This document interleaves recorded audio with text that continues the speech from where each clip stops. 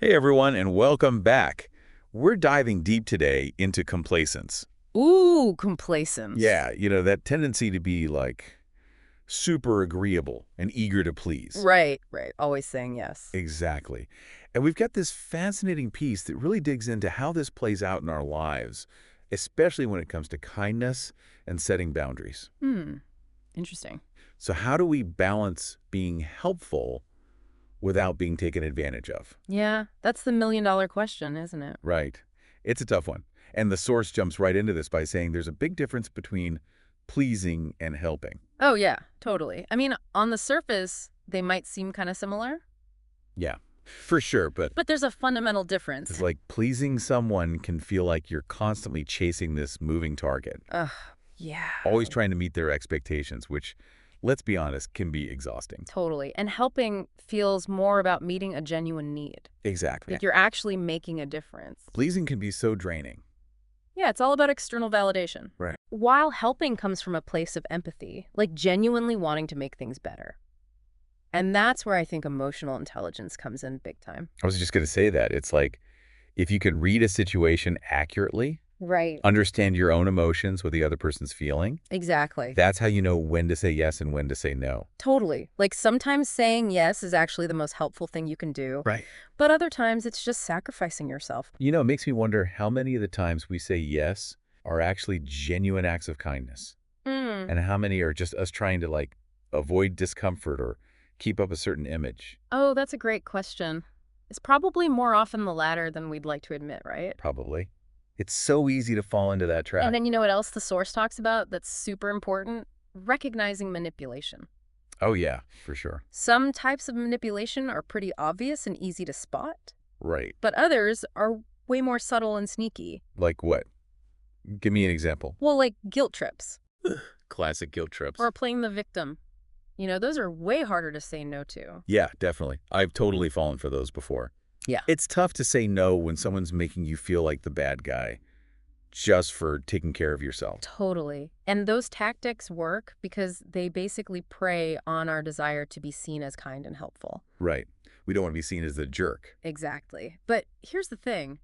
True kindness isn't about being a pushover. I love that. It's about acting from a place of genuine care and respect, both for ourselves and for other people. Yeah. And sometimes the kindest thing you can do is set a boundary and say no, even when it feels super uncomfortable. So true. It's like sometimes saying no is actually the most loving thing you can do. Absolutely. You're protecting yourself and your energy so you can actually show up for the people and things that matter most to you. The source actually uses a really relatable example here about giving money to someone on the street. Oh, yeah, that's a tough one. Yeah. You want to help, but you also wonder if you're actually enabling a harmful situation. Right? It's like you're caught in this dilemma. Have you ever faced something like that, where you're torn between wanting to be kind and not knowing if you're actually doing more harm than good? Oh, totally. I think Right. everyone's been there at some point, right? It's this classic ethical conundrum, It is. and it shows just how tricky it can be to figure out when we're genuinely helping versus just doing something that looks good on the surface. It's like sometimes our good intentions can backfire if we don't really understand the situation. Yeah, for Yeah. sure. And that's where discernment comes in. Right. Like taking that moment to step back and assess things rather than just reacting impulsively. So how do we know when we're truly helping versus falling into that trap of people-pleasing or even enabling? That's a great question, and it's something the source really grapples with. The source seems to think it has something to do with acting from a place of goodness in our own hearts. Interesting. Yeah, I know it sounds a little cheesy, It's a little. but I think what they're getting at is this idea of aligning our actions with our values. Oh, like that. Like true kindness comes from a place of authenticity and integrity, not from a sense of obligation or a fear of saying no. That makes sense. It's about doing what feels right in your gut, not just what you think you should do. It's about being intentional with our yeses Mm-hmm. and making sure they're lining up with our own values and boundaries. Exactly. And that requires a level of self-awareness that lets us see the difference between when we genuinely want to help and when we're just reacting to external pressures. I love that. It's about tuning into that inner voice and trusting your gut. This actually reminds me of something else the source mentioned about teaching kids kindness without sacrificing their own self-respect. Oh, yeah, that's so important. We can't just tell kids to be kind. We have to show them what it actually looks like. And that includes setting boundaries, speaking up for themselves. Totally. And prioritizing their own well-being. It's about leading by example. Right? Absolutely. Kids are always watching and learning from us. So if they see us constantly bending over backwards for others, Right. but never prioritizing our own needs. Right. What message are we sending? Exactly. We're basically teaching them that their worth depends on how much they please other people. And that sets them up for a lifetime of people-pleasing and probably a whole lot of resentment. So true. It's like we're setting them up to be doormats. Instead, we need to model healthy boundaries and show them that it's okay to say no. Right. And that true kindness doesn't require self-sacrifice. Mm. Mm. It makes me wonder, though, if true kindness doesn't require us to constantly say yes. Does that mean sometimes the kindest thing we can do is actually say no? Whoa, that's a really interesting thought. It really challenges that conventional idea that being kind always means being agreeable, right? It does. Like, what if true kindness sometimes means standing our ground, setting boundaries, Right. prioritizing our own well-being, even if it makes other people uncomfortable? That's a powerful insight. It makes you question everything you thought you knew about kindness. It really does, and I think that's what makes this whole topic so fascinating. It does. It's so much more complex than we often realize. Exactly. It's not about being selfish or uncaring. It's about recognizing that we have limited energy and resources, and it's okay to be discerning about how we share them. That's a great way to put it. It's like that saying, you can't pour from an empty cup. Oh, I love that one. If we're constantly giving to others without taking care of ourselves, we're eventually going to burn out and have nothing left to give. So true. And that's where self-respect comes in. Exactly. True kindness isn't about depleting ourselves. It's about finding that sweet spot where we can give freely and joyfully without compromising our own well-being. It's finding that balance between generosity and self-preservation. It's a dance, It is a dance. and it takes practice and awareness. Definitely. You have to recognize your own triggers, understand your limits, and develop the confidence to say no when you need to. It's not always easy, but it's so worth it. This has been incredibly helpful. It's definitely making me rethink my whole approach to these situations. I'm glad. I think we all need to be having these conversations. Yeah, for sure. Because complacence is something we all struggle with to some extent, Absolutely. It's so ingrained in our culture. especially for women. Oh, totally. There's so much pressure on women to be agreeable and accommodating. It's like we're conditioned to put everyone else's needs before our own. Right. And that can create a real internal struggle when those external expectations clash with what we know to be true for ourselves. It's like we're constantly trying to balance this need to fit in and be liked with the desire to stay true to our values. And that can be especially tough when it comes to those hot button issues. Oh, yeah, totally. Like politics or religion. Where there's this huge pressure to conform or at least pretend to agree. Ugh, it's exhausting. It's like you're constantly walking on eggshells. I know, right? But here's the thing, true kindness is about so much more than just surface-level agreeableness. It is. It's about acting from a place of genuine care and respect, both for ourselves and for others. Which means sometimes the kindest thing we can do is respectfully disagree or set a boundary, even if it makes people uncomfortable. Yeah, exactly. It's about recognizing that true connection comes from authenticity, not from pretending to be someone we're not. And disagreeing with someone doesn't have to mean disrespecting them. Right. You can hold different viewpoints and still have a respectful dialogue. Totally. And sometimes those conversations can even lead to a deeper understanding. Absolutely. It's about being open to different perspectives, even if you don't agree with them. This makes me think about how we teach kids to navigate all these complex social dynamics. Oh, yeah, for sure. It starts with us, the adults in their lives, modeling those behaviors. Right. We need to show them that it's okay to disagree, to set boundaries, to stand up for what they believe in, even when it's unpopular. So if we want our kids to grow into confident, self-assured individuals who can navigate the world with both kindness and integrity, Right.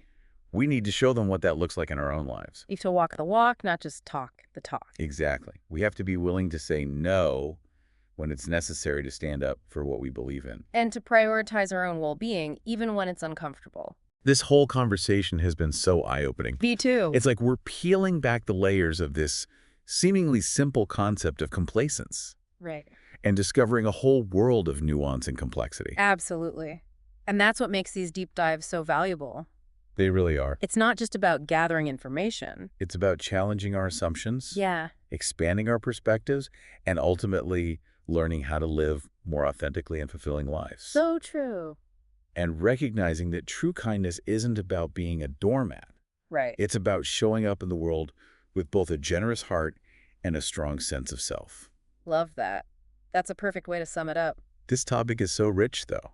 It is. I feel like we've only just scratched the surface. We have. There's so much more to explore. There is. And that's exactly what we're going to do in the next part of our deep dive. Ooh, exciting. We're going to get into some practical strategies for setting boundaries, recognizing manipulation, and navigating those tricky social situations where the pressure to please can be super intense. Can't wait. This is going to be good. It is. Get ready for part 2. See you there. So, as we keep digging into this whole complacence thing, Yeah. I think it's really interesting to think about how money gets all mixed up in this. Ooh, that's a good point. Like the source talks about how using money to kind of smooth over social situations Right. can actually totally backfire. Interesting. You mean like when we use money as a way to avoid conflict? Exactly. Like instead of having those tough conversations, Yeah. we just throw money at the problem. Or shower people with gifts? Yes, To exactly. make me happy. To kind of buy their approval. Yeah, to avoid the awkwardness. It's like we're using money as a substitute for genuine connection. Oh, that's so true. Yeah. It's like we're trying to bypass the messiness of real human interaction. Right. But in the process, we might actually be making things worse. Totally. Like we might be reinforcing power imbalances or creating this sense of obligation. That actually ends up hurting their relationship. Exactly. It's like we're building this wall of money between us. It's like those situations where you're always the one picking up the tab Mm-hmm. Cool. or offering to do favors, not because you really want to, but because you feel like you should. It's like you're trapped in this cycle of people pleasing. And you're spending all your money And your energy. just to be so draining. Totally. And that's why I think the source's emphasis on self-awareness is so important here. Yeah, for sure. It's about being really honest with ourselves about our motivations. Like, why are we doing this? Exactly. Are we being genuinely generous or are we trying to control the situation? Or avoid those difficult conversations. Right.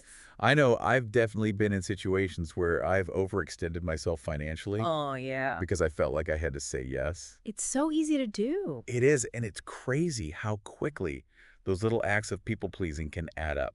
And start to take a toll on your well-being. Exactly. It's like death by 1,000 paper cuts. 1,000 little yeses. Exactly. And it can be so sneaky because it often looks like kindness or generosity. Right. It's like complacence in disguise. Like a wolf in sheep's clothing. That's a good one. Yeah. But really, it's this insidious form of self-sabotage. Totally. And I think that's why it's so important to remember that distinction between pleasing and helping. Yeah. Pleasing is about seeking external validation. Right. Helping is about making a genuine positive impact. So how do we start to untangle those motivations? That's the question, isn't it? It is. And I think it starts with getting curious about our own patterns. Oh, yeah. Our habits. When do we find ourselves saying yes when we really want to say no? Ooh, good one. What are those fears or beliefs that are driving those choices? It's like we're afraid to disappoint people Or to rock the boat? or to be seen as selfish. Right. All those fears are holding us back. They really are. And they're keeping us stuck in these patterns of complacence. It makes you wonder, though, if we're so quick to say yes to others, are we also neglecting to say yes to ourselves? Whoa, that's deep. I love that. Are we putting everyone else's needs before our own? It's like we're so busy taking care of everyone else that we Yeah. forget to take care of ourselves. I know. I've definitely been guilty of that. Me too. Yeah. It's so easy to fall into that trap. It is. It's like you get so caught up in trying to please everyone else Right. that you lose sight of what you really want. And what you really need. Exactly. It's like we're afraid to claim our own space, our own desires, our own right to say no. Oh, that's such a good point. It's like we're afraid to take up space. And to set boundaries. Right. Because we don't want to hurt anyone's feelings. Or make waves. But the truth is, when we deny ourselves those things, Yeah. we're not only doing ourselves a disservice, Right. we're also limiting our capacity to show up fully and authentically in our relationships. It's so true. It's like when we're operating from a place of emptiness, Right. our giving becomes transactional, almost obligatory. It's like we're just going through the motions. Yeah, exactly.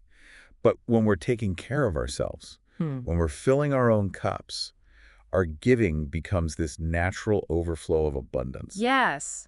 It becomes a genuine expression of our love and care. It's like the difference between a chore and a joy. Exactly. And that's what we're all striving for. I think so. We want to be able to give freely and joyfully. Without feeling resentful or depleted. Absolutely.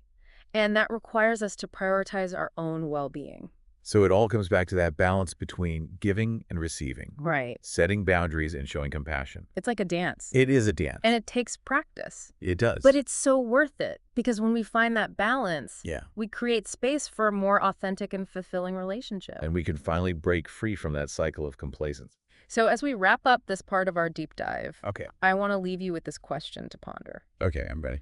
What if the kindest thing you could do for yourself today was to say no to something A bit like that. that drains your energy or compromises your values? That's a powerful question. It is. And what if by saying no to that thing, Yeah. you actually create space for something more fulfilling, more truly you? Mind blown.